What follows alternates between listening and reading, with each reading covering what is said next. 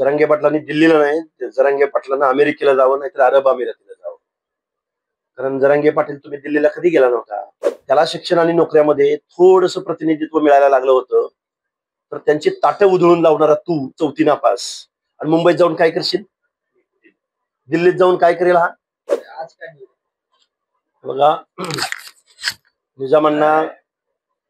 निजामाच्या जुलमी राजवटीला संपवण्यासाठी मराठवाड्याच्या जनतेनं लढा लढला आणि कालच मुक्ती दिन या मराठवाड्यात साजरा केला.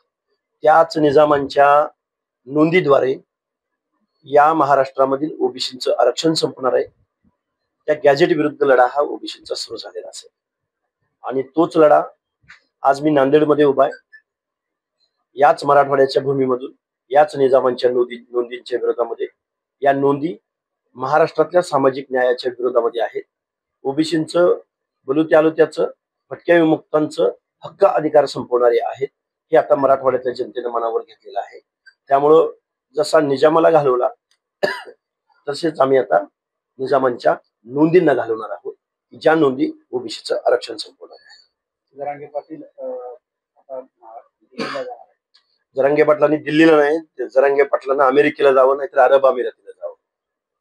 कारण जरांगे पाटील तुम्ही दिल्लीला कधी गेला नव्हता. इतिहासात जायला भाग पडू नका. नर्मदा नदीच्या तीराच्या पलीकडं मराठी साम्राज्य कोण घेऊन गेलं हे आता नव्यानं महाराष्ट्राला सांगायची गरज नाही.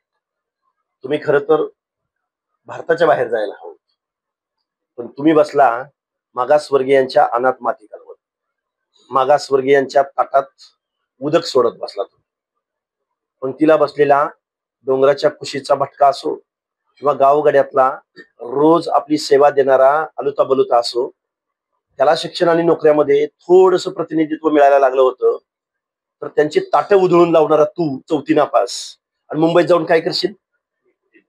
दिल्लीत जाऊन काय करेल हा? आणि देशाच्या लोकसंख्येमध्ये तुमचा टक्का किती आणि देशामधल्या ओबीसींची संख्या किती? त्यामुळे मंडल आयोगाला चॅलेंज करेन, अमुक करेन, अमुक करेन. तुला रिझर्वेशनचं स्पेलिंग लिहिता येते का बघ अगोदर, आणि मग मोठ्या मोठ्या बाता मार. आता इथं आम्ही गावगाड्यात, तुझा तिकडच जा, दिल्लीलाच जा, आम्ही महाराष्ट्रामध्ये गावोगाव फिरतोय आणि मग मुंबई कशी पॅक करायची याचं आमचं नियोजन ठरलंय.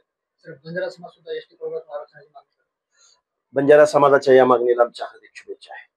पण आज रोजी एकीनं लढायची आवश्यकता आहे. म्हणजे बंजारा समाजातल्या तज्ज्ञ, विचारवंत, राजकीय, सामाजिक क्षेत्रातल्या मंडळींना माझं सांगणं आहे, आपली एसटीची लढाई ही 4 पिढ्यांची लढाई. धनगर समाजाची एसटीची लढाई 4 पिढ्यांची लढाई. अजून मग बेलदार, वडार, बेरड, रामुशी, जे जे जे म्हणून ट्रायबल म्हणून महाराष्ट्रानं मान्यता दिली. आता isakal.com आहे देशातील नंबर 1 ची मराठी न्यूज वेबसाईट. प्रत्येक अपडेटसाठी isakal.com ला नक्की भेट द्या. त्या सगळ्या लोकांची एसटीची मागणी आहे. आमच्या बलुत्यालुत्यामधल्या लोकांची एससीची मागणी आहे. अनेक उदाहरणं मी तुम्हाला देतो. आता आपलं ताटातलं आरक्षण वाचवणं आणि आपल्या ओबीसीची वज्रमूठ बांधून आपलं आहे ते आरक्षण टिकवणं याला प्रायोरिटी असली पाहिजे. अशी एक ओबीसी आंदोलक म्हणून या महाराष्ट्रामधल्या 18 पगड जातीच्या लोकांना, भटक्या विमुक्त जाती जमातीच्या लोकांना, नेत्यांना, विचारवंतांना, सुशिक्षितांना माझे हात जोडून विनंती आहे. तुम्हाला एसटी मिळालं किंवा एसटी मागणाऱ्यांना एसटी मिळालं तर ह्याच्याहून दुसरा आनंदाचा दिवस असणार नाही. पण आज रोजी तुमचं आरक्षणाची झोपडी उद्ध्वस्त करायला निघालेली आहे, उद्ध्वस्त झालेली आहे. या झोपडीचं कसं संरक्षण करायचं यावरती धोरण ठरलं पाहिजे. आरक्षणाची राज्यात, महाराष्ट्र राज्याच्या बाहेर येतात. निजाम स्टेट जिथं होतं, हैदराबाद गॅझेट लागू करावं असं आता निजाम स्टेट तेलंगणात आहे, कर्नाटकात आहे, तिथं सुद्धा हे आंदोलन सुरू आहे. बघा, जरांगे पाटलाच्या एका काडीचा वनवा महाराष्ट्रावर झाला. त्याच्यामध्ये महाराष्ट्र गेल्या अनेक दिवसापासून होरपळतो आहे. आम्हाला वाईट या गोष्टीचं वाटलं की लोकनियुक्त सरकारनं बेकायदा एक्झर्शन करून बेकायदा समितीकडून हा GR पारित केला. याचं लोन आता महाराष्ट्र काय देशभर जाणार ना. आज हैदराबाद गॅजेट आहे, उद्या बॉम्बे प्रांत आहे, उद्या मध्य प्रांत आहे, तिथल्या पण नोंदी तपासल्या जाऊ शकतात ना. आणि अगोदरच देशभरामध्ये वेगवेगळ्या स्टेटमध्ये आरक्षणाची आंदोलन सुरू असताना मला वाटतं जरांगे नावाच्या खोचट माणसाच्या सांगण्यावरनं बेजबाबदार वागलं इथलं शासन. शासनानं थोडंसं लिगल ऍस्पेक्ट ठेवून संविधानाप्रमाणे सर्वोच्च न्यायालयाच्या निर्णयाप्रमाणे वागलं असतं तर अशा समस्यांना सरकारला सामोरं जावं लागलं नसतं.